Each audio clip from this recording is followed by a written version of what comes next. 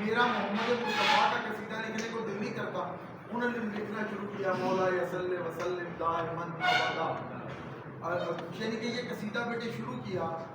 اب جب یہ قصیدہ لکھ چکے تو بیمار ہو گئے، فالج کا اٹیک ہوا اتنا سخت کہ چارپائی پر لیٹ گئے۔ آقا علیہ السلام دوبارہ خواب میں تشریف لائے، فرمایا بصیری قصیدہ نہیں لکھا؟